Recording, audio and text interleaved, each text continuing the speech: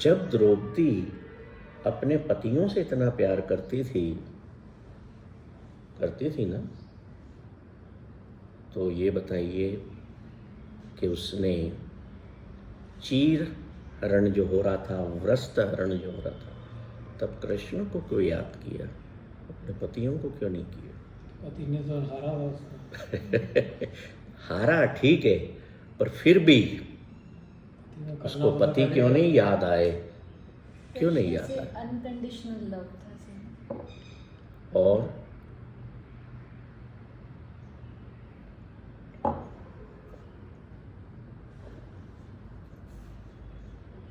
जानती थी कौन बचा सकता मुझे। उनका मित्र थे वो भाई थे ना।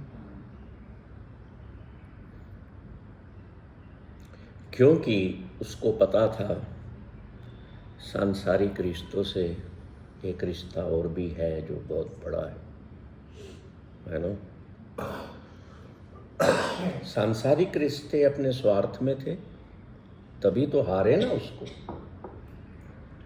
प्रेम होता, स्वार्थ न होता, अगर प्रेम होता तो पहले युधिष्ठिर वहां पर अपनी जान देते, अर्जुन देते, द्रौपदी का तो नंबर ही ना आता।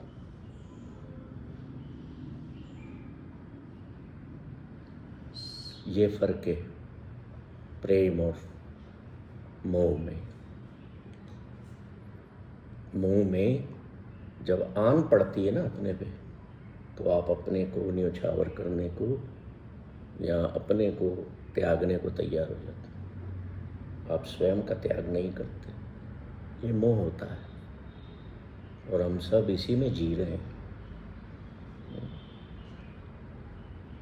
कृष्ण की पत्नी नहीं थी, क्यों प्रेम में थे वो राधा के, द्रौपदी के? वो प्रेम कौन सा था?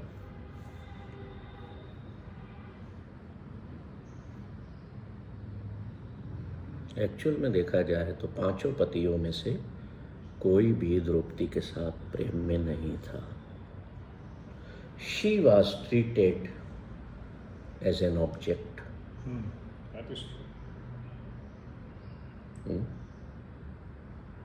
हर पति ने उसके साथ संभोग किया, हर पति ने बच्चे पैदा किए, यूज किया एक ऑब्जेक्ट की तरह।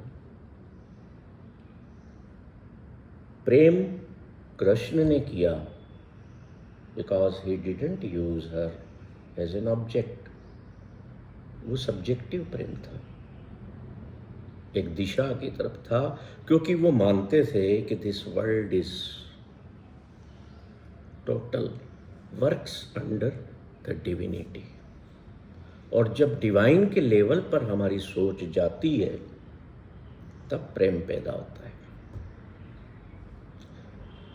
तब आपका प्रेम किसी एक के प्रति ही नहीं होता, तब वो विशालता को ग्रहण करता है, विशालता में परिवर्तित होता है। जब वो विशालता में परिवर्तित होता है तो वहां लस्ट नहीं बसता, लस्ट आपका खत्म होने लगता है।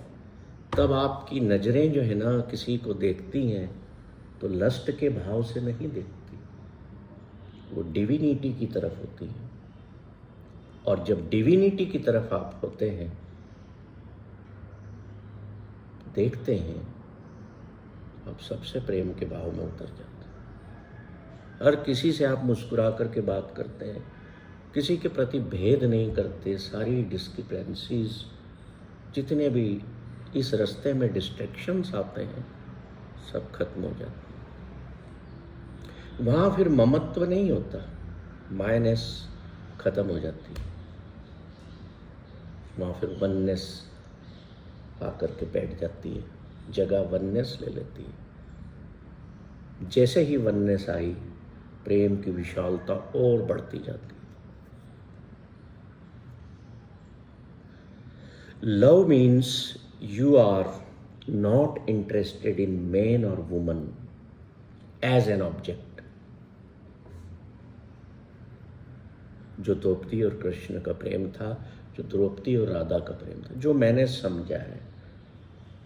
मैं ये बिल्कुल नहीं दावा करता कि मैं ही सही हूँ, मेरी भी अपनी समझ को इतनी बड़ी नहीं, जितनी है, जितनी ईश्वर ने दी है या उसने बढ़ाई है, अगर उसको मैं सोच करके देखूं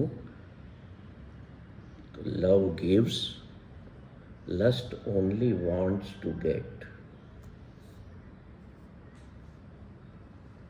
लस्ट केवल पाना चाहता है और प्यार देता है, देना चाहता है।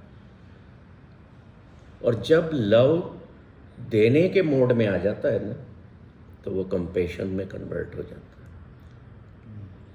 है। When love starts giving, then it is converted into compassion.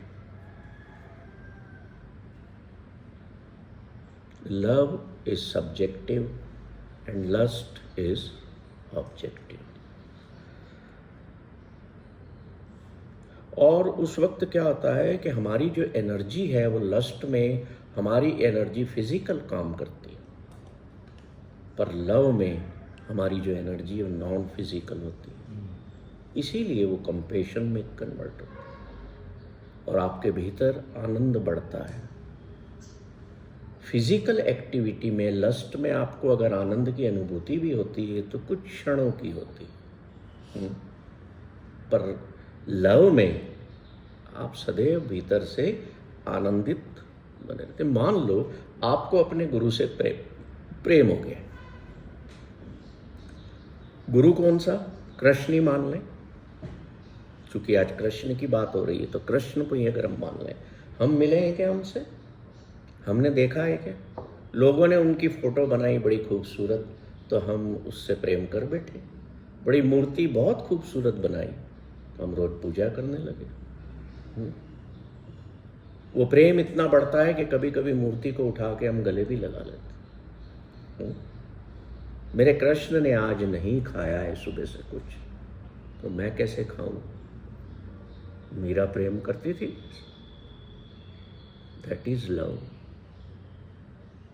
Lust was totally absent. क्या ये लव हमारा विस्तृत या विशालता